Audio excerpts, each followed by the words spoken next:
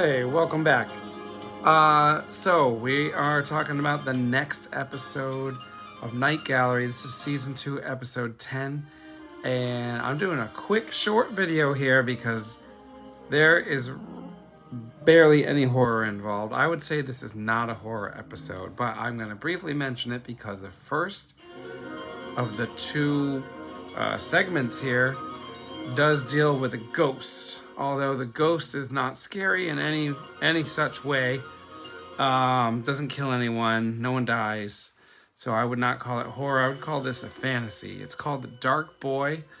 It's about a school teacher who goes to a remote town where there are only 16 children in the entire school district, and she becomes the teacher in a one-room schoolhouse. And even though there are 16 children, she counts 17, and that's because one of them is a ghost.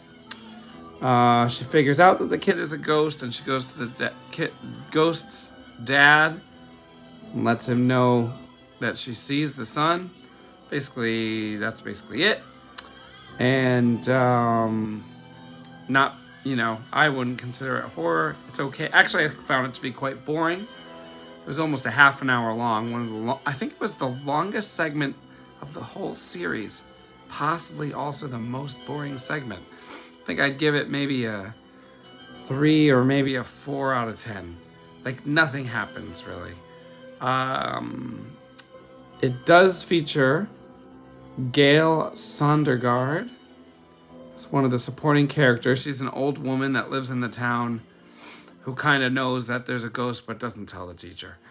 And Gail Sondergaard was in The Spider-Woman and The Spider-Woman Strikes Back, 2 movies from the 40s that may not actually be related. She was also in Savage Intruder, 1970. I did a video for that. The second segment was a little more interesting. It was called Keep in Touch, We'll Think of Something. And it was about a guy who has been dreaming of a woman and he wants to find her. So he tells the police that she's committed a crime, and he describes the woman of his dreams to a sketch artist, and then they find her. And then the woman has a little secret of her own.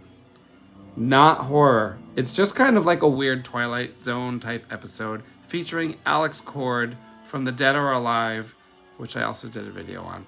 That's enough about that particular episode.